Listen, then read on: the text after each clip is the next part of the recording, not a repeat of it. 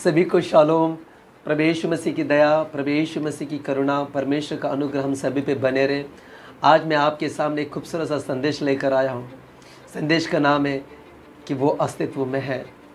जब मैं इस संदेश को बना रहा था तो मैंने अपने आप में उसे अनुभव किया और मैंने ये देखा कि वो मेरे साथ हमेशा रहता है। और जब से मैं संदेश को तैयार करते समय और संदेश को जब मैंने बताया, तब से लेकर आप तक मैं ये अनुभव कर रहा कि वो मेरे साथ में है। जिस तरह से डेविड एक कहता है कि मैं हमेशा अपने सम्मुख उसे देखता हूँ, और उसका जीने का तरीका बदल गया। जब आप इस संदेश को सुनोगे, सुनने के बाद आपका बोलने का तरीका, आपका जीने का तरीका, आपका देखने का तरीका टोटली बदल जाएगा। आपको पता है, मैं एक चीज़ आपको बताना चाहता हूँ। जब परमेश्वर ने आदम को बनाया तो परमेश्वर ने आदम को मिट्टी से बनाया। जब उसे खड़ा किया तो एक माटी का पुतला था।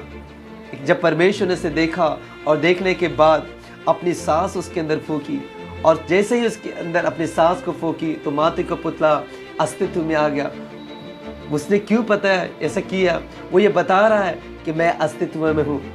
आज का वचन भी उसी पर आधारित है। जब आप इसे सुनोगे और सुनने के बाद आप जब इसे अनुभव करेंगे, आपका जीवन बदल जाएगा। मैं चाहता हूँ कि आप प्रार्थना पूर्वक इस वचन को सुने, इस संदेश को सुने, और जिस तरह से मैं आशीषित हो गया, मैं ये चाहता हूँ, ये मेरी दुआ है कि आप भी इसे सुनकर आशीषित हुए और परमेश्वर के अनुग्रह आप पे बने रहे। Thank you. सभी को फिर से एक बार शालोम।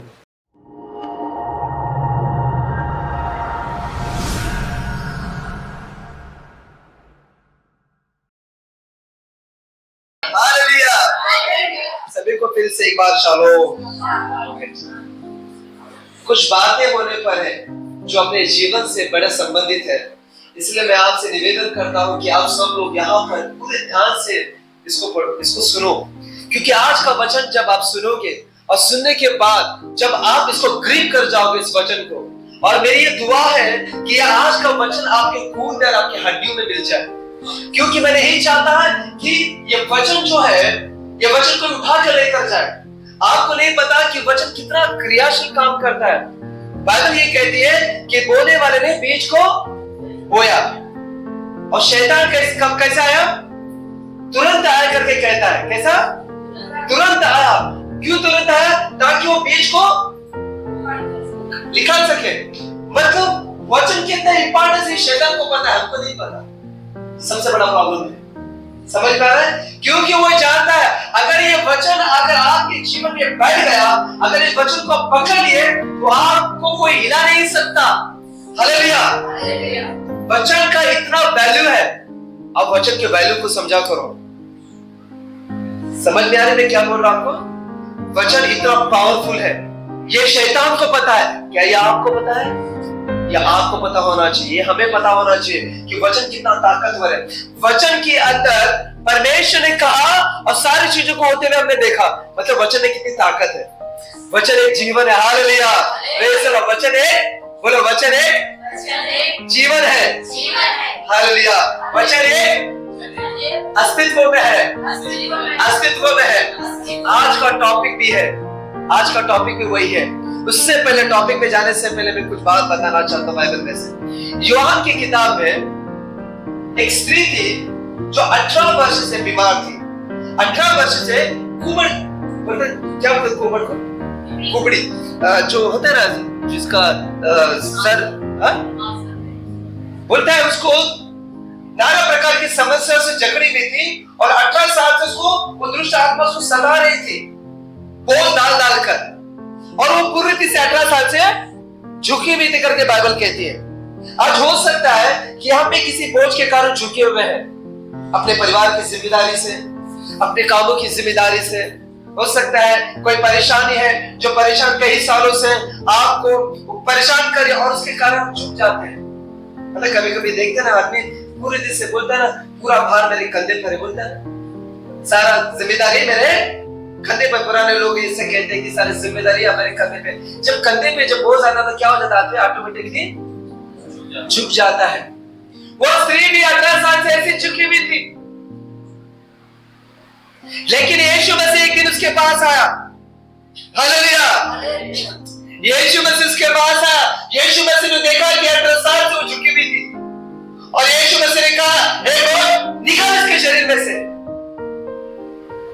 तुरंत तुरंत क्या हुआ? बोझ, और वो स्त्री, झुकी हुई स्त्री सीधे हो गई। ये किसके जरिए हुआ पता है आपको?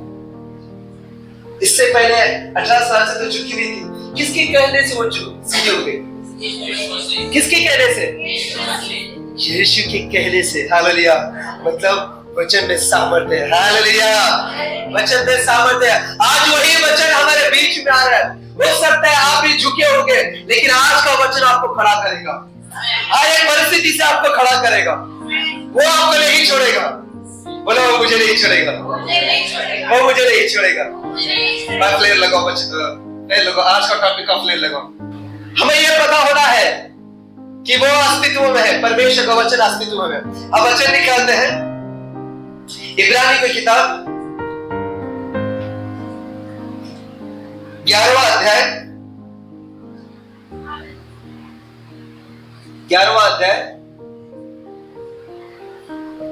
6वां वचन।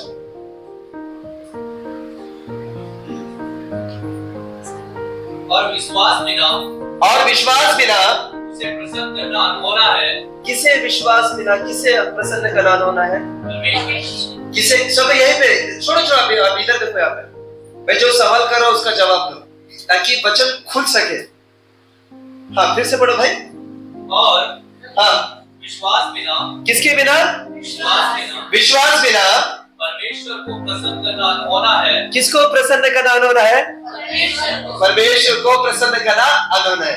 आगे पढ़ो। हाँ, क्योंकि परमेश्वर के पास, हाँ, क्योंकि परमेश्वर के पास आने वाले को विश्वास। आप किसके पास आए हो? उत्तर देना सीखो। आप किसके पास आए हो?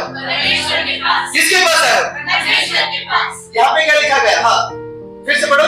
क्योंकि परमेश्वर के पास, हाँ, आने वाले को विश्वास। आप परमेश्वर के पास आए हो तो आपको क्या पता होना चाहिए? क्या विश्वास होना चाहिए? पढ़ो। हाँ, जी वो है। कौन है? कौन है? आपने कितनी बार वचन को पढ़ा है, लेकिन इस तरह से पढ़ा है कि आपने वचन, आपको यही पता है विश्वास बिना प्रसन्न करना अनहोना है, ये सबको पता है। लेकिन आगे क्या लिखा गया है? इसमें खजाना है। जब मैं इसको पढ़ा, प्रभु गवाह है, मैं पागल हो गया इस वचन के अंदर। और पिछले 2 हफ्ते से मैं हर दिन जब भी कुछ मुझे लगता है, मुझे ऐसी लगता है मेरे बाजू में बैठा है, मैं उसको महसूस कर रहा, विश्वास करो वो हमारे मध्य में है। हालेलुया। वो हमारे मध्य में है। तो जब वो हमारे मध्य में, तो हमें कैसे बैठना चाहिए? हमें कैसे बैठना चाहिए? हमें कैसे अटेंशन में रहना चाहिए? Praise the Lord. फिर से एक बार पढ़ो भाई इसको। और विश्वास बिना, हाँ, उसे प्रसन्न करना, उसे यीशु मसीह को प्रसन्न करना अनहोना है। अनहोना है। क्योंकि परमेश्वर के पास, आने वाले को विश्वास करना चाहिए। आने वाले को विश्वास करना चाहिए। परमेश्वर है। कौन है? कौन है? कौन है? और अपने खोजने वालों को प्रतिफल देता है। अपने खोजने वालों को। एक बाइबल में ऐसा लिखा है, जो प्रार्थना करता है उसको उत्तर देने वाला मिलता है। उसका उत्तर का प्रश्न का प्रार्थना का प्रतिफल वो देता है। Hallelujah, hallelujah. क्या बताओ इससे बढ़कर? वो अस्तित्व में क्या चाहिए हमें? हमें क्या चाहिए? और मुझे बताओ। उसके पास हम जब यीशु मसीह के पास आते हैं, जब हम प्रार्थना करते हैं, सब लोग मेरे पास देखो, जब हम प्रार्थना करते हैं, जब हम बाइबल पढ़ते हैं, जब हम किसी के साथ व्यवहार करते हैं, जब हम किसी के साथ बात करते हैं, ये हमें पता होना चाहिए कि वो अस्तित्व में है। समझ में आ रहा है? जब इस तरह का जीव आपको ये पता चल जाएगा, एक बार ये सिद्धांत आपको पता चल गया कि वो अस्तित्व में है, वो है। बहुत सारे बोलते हैं वो अदृश्य परमेश्वर है, वो दिखाई नहीं देता है, वो ऐसा है वैसा है, इसलिए कुछ 4 हाथ बन जाते हैं, 5 हाथ बन जाते हैं, 10 सर बन जाते हैं, वो ऐसा वाला परमेश्वर है। हमें ये पता है जिसने मुझे बनाया वो मेरे साथ रहता है। अब मुझे बताओ, जब वो मेरे साथ में रहता है तो हम गलत काम कर सकते हैं क्या? क्या आप झूठ बात कर सकते हैं क्या?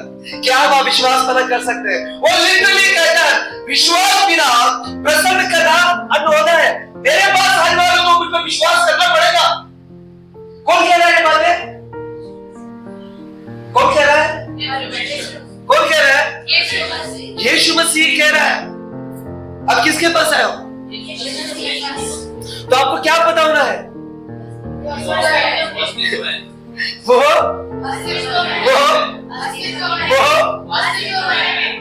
जाओ, इतना सुन के चले जाओ, घर पे आओ, फिर जरूरत नहीं आपको आगे बात करने का, पता। और क्या चाहिए मुझे बताओ? ये वो परमेश्वर है, देखो वास्तव वो परमेश्वर है जो आपको ठहरा हुआ धन देता है। हालेलुया। आप है ना, मैं पिछले कुछ दिनों से मैं बात बोल रहा हूँ, कितने चैप्टर है पता है? इसमें कितना बुक है? 66 बुक है।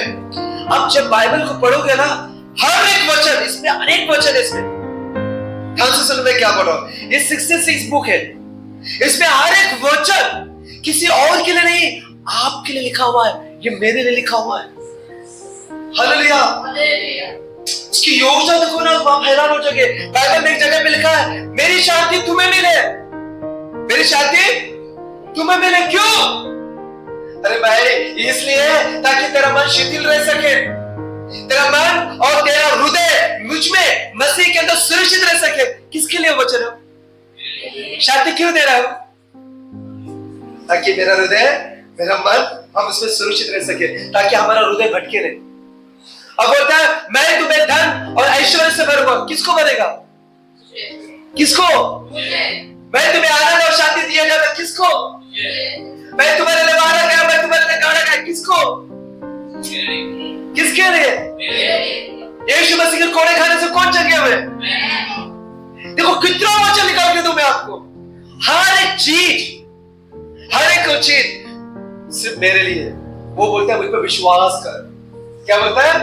मुझ पर विश्वास कर। मतलब बाइबल में जितने भी वचन लिखा गया है, सब के सब वचन हमारे लिए लिखा गया है ना? कितना खूबसूरत वचन है। तो हम बाइबल पढ़ने से कैसे वंचित हो सकते हैं? हम बाइबल पढ़ने से क्योंकि जितना बाइबल पढ़ोगे ना, उतना हमारे लाभ के लिए होगा। अब बाइबल में क्या है, हम कुछ उदाहरण देखेंगे, 2 उदाहरण पढ़कर हम लोग पढ़ेंगे। लेकिन प्लीज मैं कहता हूं ना, आज का वचन को सुनो। अब यहाँ मन को मत भटका। यहाँ पर इस तरह से लिखा गया है कि परमेश्वर ने अब्राहम को चुना, अब्राहम से एक वादा किया कि मैं तुझे एक देश देने पर हूं, कनान देश। फिर अब्राहम के बाद वही वाचा इसहाक के पास आया, और इसहाक के पास आने के बाद वही वाचा याकूब के पास गया, और जब याकूब के पास गया तो याकूब के 12 संतान के पास गए। और ये सारे के सारे लोग इधर मिस्र में रुके हुए थे, गुलामी में रुके हुए थे। लेकिन वचन तो वही पे था कि मैं तुम्हें कनान देश में पहुंचाने पर। अब क्या हो रहा है यहाँ पर? इन लोग गुलामी में जी रहे, लेकिन समय आ गया, क्योंकि परमेश्वर जब कहता है, परमेश्वर तब तक पूरा नहीं करेगा जब तक वचन पूरा रहता, तब आपको नहीं छोड़ेगा। Hallelujah, hallelujah. वो कहकर पछताने वाला परमेश्वर नहीं है, जो कहता है वो करने वाला परमेश्वर है। हालेलुया। अगर उसने बोल दिया है तो वो बोल दिया है। उसने कहा कि मैं तुझे अपने वैभव से भरूंगा, इसका मतलब वो अपने वैभव से भरेगा। उसने कहा मैं अस्तित्व में हूं, तो वो अस्तित्व में है। मैं बिलीव करता हूं, वो मेरे पास खड़े होकर मेरी बातों को सुनता है। हालेलुया। वो ये कह रहा है कि मेरा बेटा, मेरे बेटों को किस तरह से भरा, मेरे बेटों को मेरे बारे में किस तरह से भरा। जिम्मेदारी मुझ पे ज्यादा है, क्योंकि मैं एक ऐसे बाप की बात कर रहा हूं जो अस्तित्व में है। Hallelujah, hallelujah. जिम्मेदारी मेरी है, उतने ही जिम्मेदारी आपकी कि आप किस तरह से परमेश्वर को ले। मैं हमेशा कहता हूं और फिर से बार-बार मैं कहता हूं, आप अपने हिसाब से परमेश्वर को मत बनाइए। जैसा वो है उस तरह से उसको सोचो वो कैसा है। हालेलुया। और उसको देखने के लिए आपको बाइबल पढ़ना पड़ेगा, उसको देखने के लिए आपको प्रार्थना करना पड़ेगा। वो दिखेगा, वो आपसे बात करेगा, और जब अपने आप को आपने प्रकट करे, आप हैरान हो जाओगे। Hallelujah, hallelujah. अब क्या हो रहा है यहाँ पर? ये मिस्र में आकर गुलामी में जी रहे, लेकिन समय आ चुका है कि उनको बाहर निकालने का, उनको समय आ चुका है बाहर। तो परमेश्वर ने मोसेस को वहां पे इस्तेमाल किया, और हम देखते हैं बार बार फिर उनका मन कठोर होता गया, कठोर हो गया। लॉन्ग स्टोरी को मैं शॉर्ट में करके बता रहा हूं, क्योंकि आगे भी एक बहुत बड़ा खूबसूरत एग्जांपल है। और हम देखते हैं कि जब समय आ चुका है, तो ये जब 10 विपत्ति आने के बाद फारो ने कहा कि भाई तू यहां से निकल, यहां से निकल। और निकलने के बाद क्या होता हम देखते हैं निर्गमन की किताब 14वां अध्याय में। थोड़ा सा आज वचन को थोड़ा ज्यादा पढ़ेंगे, लेकिन बहुत मजा आएगा लेकिन पढ़ने के लिए। यहाँ पर किस तरह से परमेश्वर काम कर रहे हैं देखो। यहाँ पर जब इन्होंने निकल रहे थे, वहां पर कितने लोग थे पता है? वहां पे लिखा गया 6 लाख पुरुष थे। इसका मतलब उस जमाने में तो बच्चे पैदा करने की संख्या ज्यादा थी क्योंकि परमेश्वर का वादा था फूलो और फूलो। तो वहां पर अगर 6 लाख वो थे तो 6 लाख उनकी पत्नी तो 12 लाख और उनके बच्चे पकड़ के ऐसे 25 लाख से ज्यादा लोग थे। तो 25 लाख को जाने के लिए कितना बड़ा जगह लगेगा। अब क्या हो रहा है, सारे के सारे लोग वो नदी के समुद्र के लाल समुद्र के किनारे पे जाके खड़े हो गए क्योंकि वहां पर अभी आगे बढ़ने के लिए जगह नहीं था। एक जगह था फिलिस्तीनी की जगह फिलिस्तीनी लोगों के पास से जगह था, लेकिन परमेश्वर इतना खूबसूरत इतना प्लानिंग से बना हुआ परमेश्वर वो ये सोचा अगर मैं इनको फिलिस्तीन से बीच में निकालेगा तो इन लोग बात को देख के डर जाएगा और फिर क्यों लोग बुलाने में जाए। इसलिए वो चाहता था कि मैं अपने अद्भुत कामों के जरिए लाल समुद्र को 2 भाग करके मैं लेके जाऊं। और जब ये लाल समुद्र के ठीक खड़े हो गए तो ये वापस कॉन्शियस में आ गया। फिर उनको याद आया कि अरे भाई ये वापस जा रहे हैं लोग। और बाइबल ये बताती है कि उन्होंने देखो 7वां वचन 14 का 7 क्या लिखा देखो यहां पर, उसने 600 अच्छे से अच्छे रथ मिस्र के सब रथ लिए, उस सभी पर सरदार बिठाए। क्या लिखा गया, अच्छे से अच्छे रथ लिए। कितने रथ लिए, 600 रथ लिए।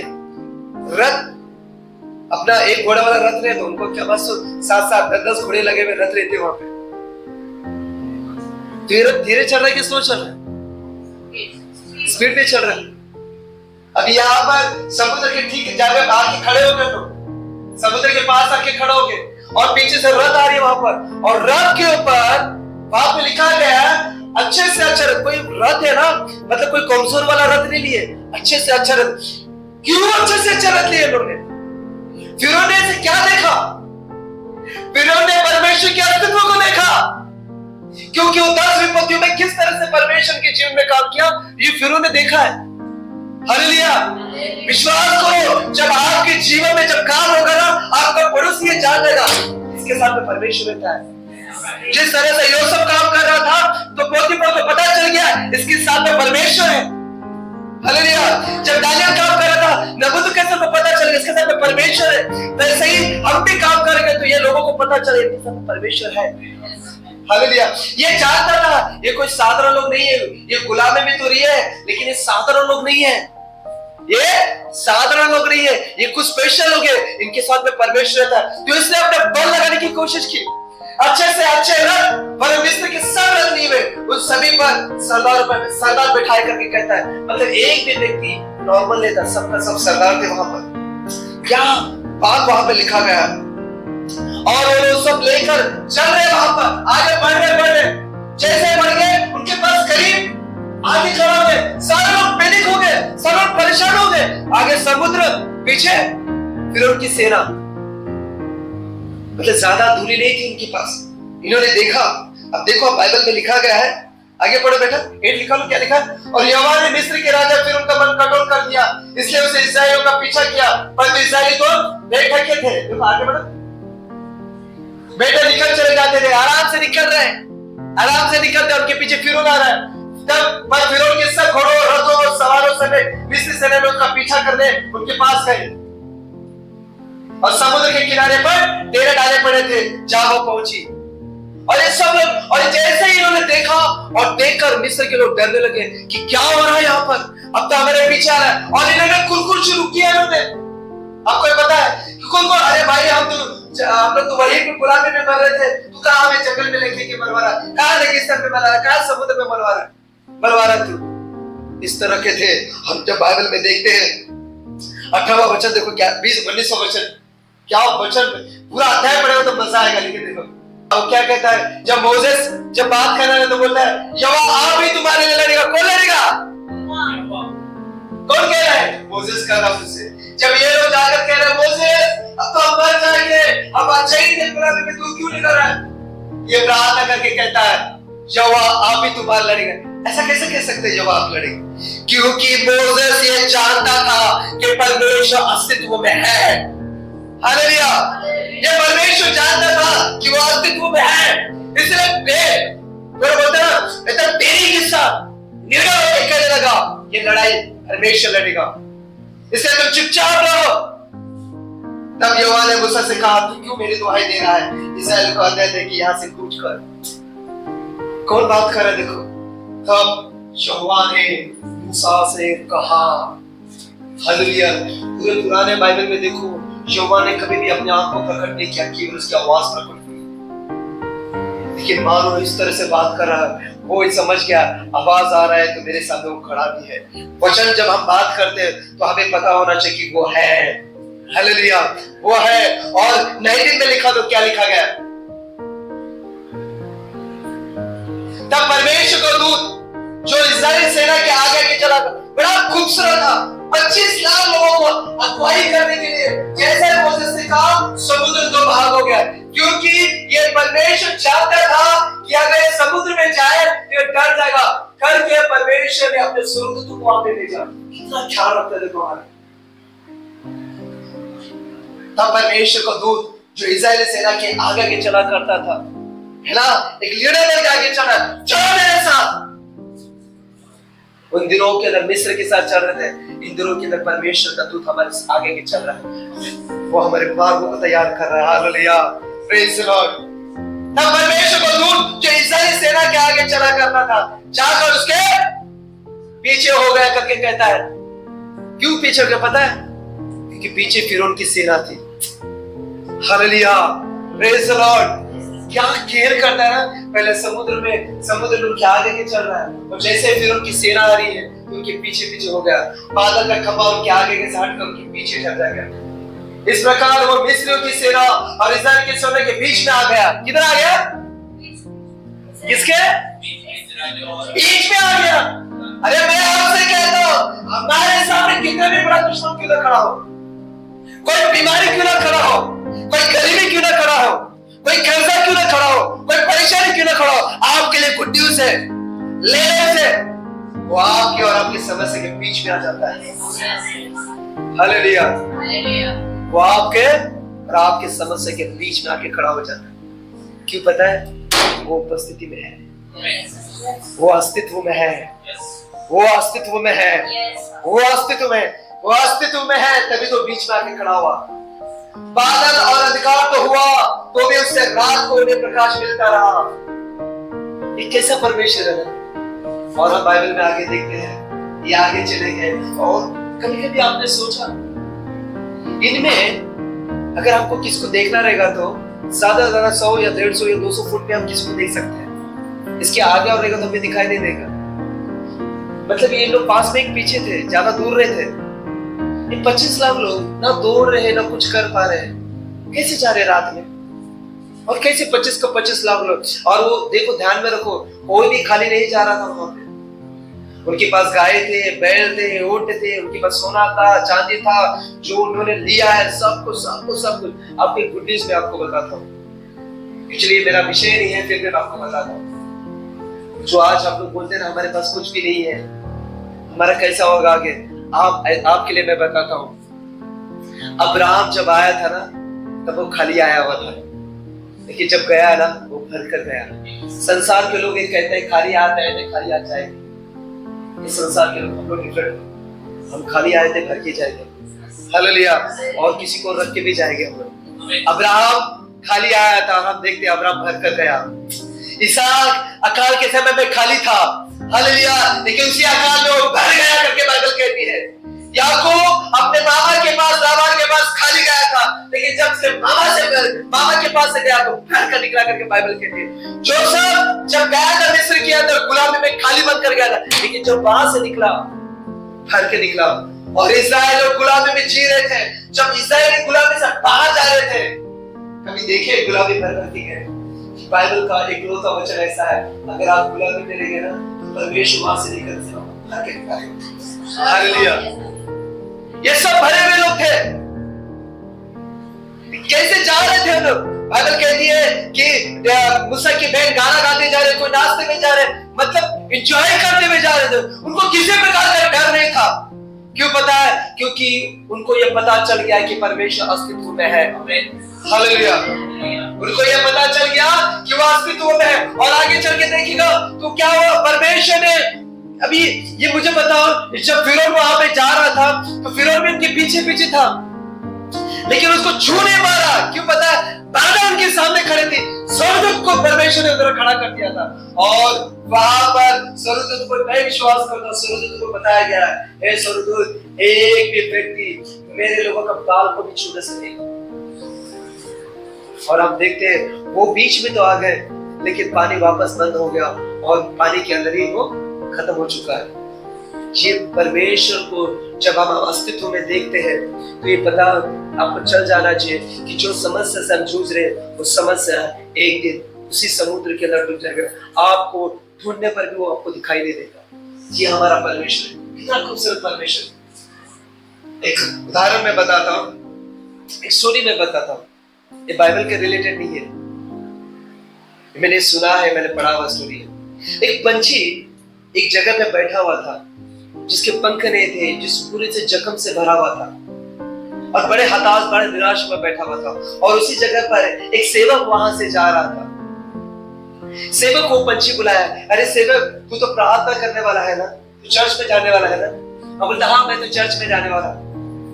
तो देखना तेरे जब पास्टर के पास जब जाएगा तो मेरे लिए दुआ करने के लिए बोलना, मेरे लिए कुछ बात बोलना ताकि मैं ठीक हो जाऊं। मैं पूरे दिन से हताश निराश हो चुका हूं, मेरे पास पंख नहीं है, मेरे पास मेरे शरीर में से सब खून निकल रहा है, अभी मैं मरने को जीने के लिए कुछ बताना क्या करना पड़ेगा। तो वो बोला ठीक है मैं जा रहा हूँ और जाके जब मैं आऊंगा तो मैं तुझे बताऊंगा। वो जाता है पास्टर के पास, पास्टर एक ही चीज बोलता है, उसके कान में बोलता है मैं जो बोल रहा हूँ जाके उसको बताता है। पास वो आता है और पंछी के पास आता है और पंछी को बोलता है, उसके कान में बोलता है कि वो अस्तित्व में है, वो अस्तित्व में है। तो वो पंछी अभी अगर आप और मुझे अगर आप और मैं उस पंछी की तरह रहेगा तो उसके अस्तित्व में रहने से क्या अस्तित्व में रहने से मेरा प्रॉब्लम सॉल्व तो नहीं हो रहा है ना। हम लोग ऐसा बोलते थे कि पंछी ने क्या किया, उसने क्या किया, अब तो मैं ऐसे भी मरने को, पास्टर ने अगर बोला है तो कुछ तो कुछ से बात रहेगा। उससे हर दिन एक ही बात, वो अस्तित्व में है, वो अस्तित्व में है, वो अस्तित्व में है। हर दिन जब भी उसको दुख होता वो अस्तित्व में, जब भी वो पंख उड़ाने की कोशिश करता वो अस्तित्व में, जब भी वो चोट खाने को देखता है, जब दर्द होता वो अस्तित्व में, वो अस्तित्व, वो अस्तित्व। ऐसे ही वो करते गया। कुछ दिन के बाद वापस वो सेवक वहां से गुजर रहा था और एक अच्छा सा खूबसूरत सा वाणी धुन वहां से आ रही थी, चिड़िया की आवाज वहां आ रही थी। जाके देखा और देखा एक खूबसूरत सा पंछी वहां पर, रंगी बिरंगी पंछी वहां पे बैठा और अपनी आवाज से, मधुर आवाजों से वो कुछ बोल रहा था। ये सुनकर वहीं पे ठहर गया। तो पंछी उससे कहने लगी हाय सेवक। वो शॉक हो गया, ये कौन है? बोलते मैं वही पंछी हूँ जिसके लिए तेरे मुझे जो वर्ड दिया वो वर्ड के जरिए मैं आज को। वो शॉक हो गया, वो उसको देख के शॉक हो गया और शॉक होने के बाद मास्टर से कहने लगा मास्टर मैं उस पंछी से मिली, मैं मिला उस पंछी से, आज वो पूरे से डिफरेंट है, ये कैसा हुआ? वो बोलता है मैं विश्वास करता हूँ वो ये समझ गया वो अस्तित्व में है, वही मुझे ठीक करेगा और परमेश्वर ने इसे ठीक किया। हालेलुया। आज परमेश्वर भी यही चाहता है इस पंछी की तरह कि तू हमेशा हर एक परिस्थिति में ये जान जाओ कि मैं अस्तित्व में हूँ। हालेलुया। जब तक आप ये नहीं जान पाओगे तब तक आपके जीवन में कार्य नहीं होगा। वैसे एक जगह पे बाइबल में लिखा गया है, जब ये लोग वहां से निकल गए जंगल के अंदर, उन्होंने सफर कर रहे थे, सफर करने के बाद इतने कुरकुर करने लगे। अरे भाई मुझे बताओ, उनके पास बकरी थे, उनके पास मुर्गी वगैरह थे, पहले जमाने में यही उनकी पूंजी थी, उनके पास ऊंट थे, उनके पास सब कुछ थे, खालिया तो आए नहीं। हर दिन परमेश्वर सवेरे सवेरे फ्रेश मन्ना उनको देता था। लेकिन ये लोग है ना, इनके पास अभी 40 साल जंगल में थे, 40 साल उन्होंने बैठे तो नहीं थे, कुछ ना कुछ तो करते रहे। कितने भी आलसी व्यक्ति क्यों हो, कुछ ना कुछ तो करते रहे। अभी कुछ ना कुछ क्यों, बकरे तो थे चरान तो लेके गए रहेंगे। हालेलुया। ऊंट थे, ऊंट को तो चराना पड़ेगा, मुर्गी थे, मुर्गी को तो मतलब उनके पास मुर्गी भी बढ़ते गए, उनके पास सारे ऊंट भी बढ़ते गए, उनके पास बकरी भी बढ़ते गए उनके पास, तो उनको जब चाहे तब खा सकते थे, उन लोग खाते थे वहां पर। फिर भी परमेश्वर की परेशान करते थे कि परमेश्वर देता कि नहीं देता। लेकिन हमारा परमेश्वर अस्तित्व में था, हर एक चीजों को पुराना था, हर एक चीजों को, लेकिन उनका जो गुण था ना गुण कराने का, वो गुण था। एक बार ऐसा हुआ, बाइबल बताती है, हम लोग गिनती की किताब में देखते हैं, उन्होंने कुरकुर किया करके कहता है और परमेश्वर को वहां पर गुस्सा आया करके कहता है। और जब परमेश्वर के पास गुस्सा आया, छठवां लिखा क्या लिखा है 21 का 6, अतः यहोवा ने उन लोगों में तेज विष वाले सांप भेजे। उससे ऊपर पढ़ो, उससे ऊपर जाओ। इसलिए वे परमेश्वर के विरुद्ध बातें करने लगे। किसके विरुद्ध बातें करने लगे? परमेश्वर के विरुद्ध। क्या काम किया परमेश्वर उनके लिए? सब कुछ तो परमेश्वर ने करके रखा, फिर भी वो कुरकुर करने लगे। ऐसा करते तो हम तो नहीं कर रहे ना। सावधान हो जाइए, सावधान हो जाए। मैं आपको पहले भी कहा, परमेश्वर के डिक्शनरी के अंदर डिले है, लेकिन डिले नहीं है। हालेलुया। अगर आप प्रार्थना करके भूल भी गए, लेकिन वो कभी नहीं भूलता। लेकिन ये लोग क्या कर रहे हैं? इसलिए वे परमेश्वर की बातें करने लगे और मूसा से कहा, तुम लोग हमको मिस्र में से जंगल में मरने के लिए क्यों लाए हो? परमेश्वर के जंगल में मरने के लिए लाया? परमेश्वर को कनान में लेके जाने के लिए लेकर आया। लेकिन ये लोग किस तरह से बात कर रहे हैं? यहाँ तो रोटी है, क्या आपके पास रोटी नहीं थी? आगे बढ़ो। क्या जब पानी नहीं था? परमेश्वर का वचन कहता है वो चट्टानों में से पानी बहाता था। परमेश्वर का वचन कहता है जंगलों के अंदर भी वहां पर चरनी होती थी करके बाइबल के आगे सब कुछ था। लेकिन लोग किस तरह से बात कर रहे हैं? पहली बात, उनको काम करने की जरूरत नहीं थी, क्योंकि परमेश्वर उत्तम से उत्तम मन्ना उनको देता था। और कहता हमारे प्राण इस निकम्मी रोटी जो परमेश्वर दे रहा था उसको लोग निकम्मा बोल रहे थे। हालेलुया। आज मेरे प्रियो, जो वचन इस स्टेज से निकलता है, आप उस वचन को निकम्मे मत ठहराओ, क्योंकि वचन ही रोटी है। हालेलुया।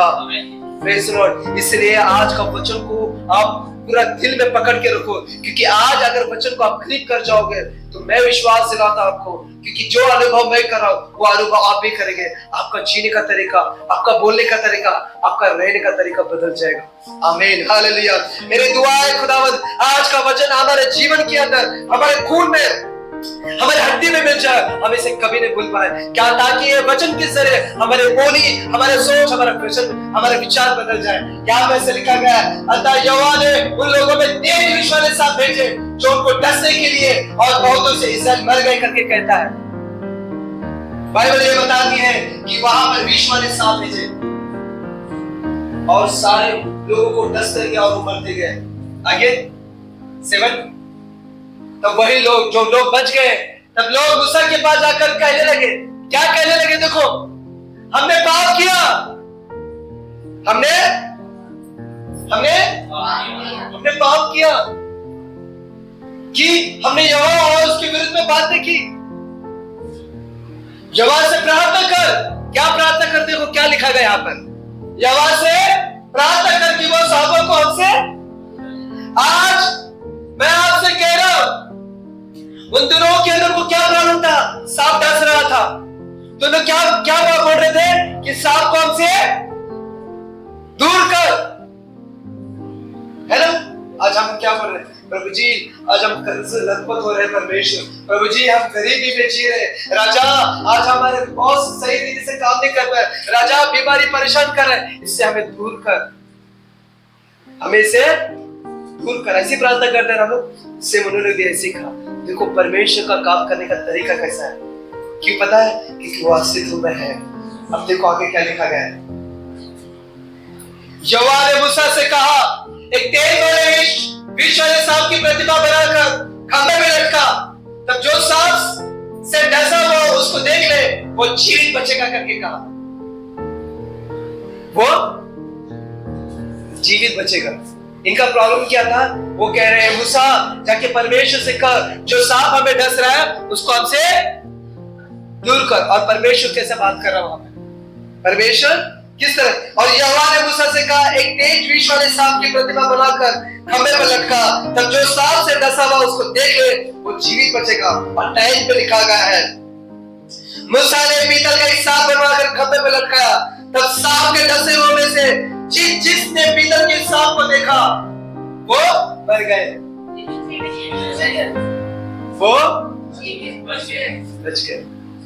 इसका ना, ये लोगों का ना एक क्वालिटी भी था, इतने कुरकुर किए, इतने कुरकुर किए, लेकिन इसने कहा हम सांप निकालने के लिए बात कर रहे हैं और तू इस कंबल के देखने के लिए बात कर रहा है। इन्होंने ऐसा नहीं कहा। जो वचन ने कहा, जो मोसेस, वो परमेश्वर ने कहा, वही बातें मोसेस ने लोगों से कहा और लोगों ने वही किया। क्यों पता है? मोसेस बताना चाहता है कि वो अस्तित्व में है। हालेलुया। आप अपने परिस्थिति में आप अपने वो क्या बता रहा है, जो सांप है ना, उस सांप को मत देखो, जो प्रॉब्लम है ना उस प्रॉब्लम को मत देखो, बोल रहे हो। किसको देखे? परमेश्वर को देखे। Hallelujah, hallelujah, hallelujah. उनका प्रॉब्लम क्या था? सांप को डस रहा था और वो कह रहे मुझे परमेश्वर से प्रार्थना कर, इस सांप को हमसे हटा। उसने कहा परमेश्वर के पास प्रार्थना करके उसने कैसी क्या हारेगा, प्रभु जी वो सांप को उनसे हटा। तो परमेश्वर को काम करने का तरीका आदत है। परमेश्वर ने कहा एक लकड़ी का खंभा रखा, वो लकड़ी का खंभा और कोई नहीं, वो क्रूस है। Hallelujah, praise the Lord. आज भी क्रूस ये बता रहा है, एक वर्ड मेरे लिए है, एक महान परमेश्वर का जन वो ये कहता है, मैं डिजर्व करता हूँ नरक जाने के लिए, मैं डिजर्व करता हूँ नाश होने के लिए, मैं डिजर्व होता है सत्यानाश होने के लिए, लेकिन मैं नहीं हो पा रहा हूँ। केवल इसका एक ही रीजन है, वो क्रूस, वो क्रूस। अगर वो क्रूस नहीं होता मैं नाश हो जाता, मेरा सत्यानाश हो जाता, मैं नरक में जा जाता, लेकिन वो क्रूस ही है जो मुझे आज तक बचा के रखा और आगे भी बचा के रखे। वही क्रूस था, वो ये बता रहा है कि मैं सांप को नहीं, तू मुझे देख, तू समझ सके नहीं, मुझे देख, तेरे सब सारे प्रॉब्लम ठीक हो जाए। हालेलुया। जो सांप से जो डसे हुए थे ना, कुछ लोग मर गए, कुछ लोग तड़प रहे थे। अगर सांप को वहां से निकाल देता था, सांप को वहां से निकाल देता था, जिसको डसा नहीं वो बच जाता, लेकिन जिसको डसा हुआ है, जो तड़प रहा वो तो मर जाता था। परमेश्वर उनको भी बचा के रखा है। जो तड़प रहे थे ना, वो यीशु मसीह को देख रहे थे। हालेलुया। क्या है ना, उनका सोच इतना ही था कि भाई ये लिखा जो जिसको नहीं डसा वो तो एटलीस्ट वो तो बच जाएगा, लेकिन परमेश्वर आपको नहीं, आपकी पूरा घरानों को बचाना चाहता है। Hallelujah, hallelujah, hallelujah, praise the Lord. वो अस्तित्व में है, वो अस्तित्व में है। आज जब भी आप कोई परेशानी से गुजर रहे हो, आपको कोई भी परेशानी आपको तकलीफ दे रही है, या आपको आपका पड़ोसी तकलीफ दे रहे, या आपके परिवार में आपको कोई तकलीफ दे रहे, आपको उनकी ओर नहीं, आपको ये प्रार्थना नहीं करना है प्रभु जी इसको हटा दे, हमको केवल परमेश्वर की ओर देखना है। और यहाँ पे पता होना चाहिए आज भी क्रूस काम कर रहा है। उन दिनों के अंदर वो क्रूस उनके जीवन में काम कर रहा है, इन दिनों के अंदर यीशु मसीह का वो क्रूस हमारे लिए काम कर रहा है। Praise the Lord, praise the Lord. वो अस्तित्व में है, वो नहीं छोड़ेगा। आओ हम खड़े। Hallelujah, praise the Lord, praise the Lord, thank you Jesus, praise the Lord. मैं विश्वास करता हूँ आज का वचन आप भूल नहीं पाओगे। हालेलुया। मैं चाहता हूँ कि परमेश्वर हम सबके जीवन में बड़े बड़े काम करे, जो काम उन लोगों के जीवन में क्या, वही काम आज परमेश्वर हमारे जीवन में करने पर वो अस्तित्व में है।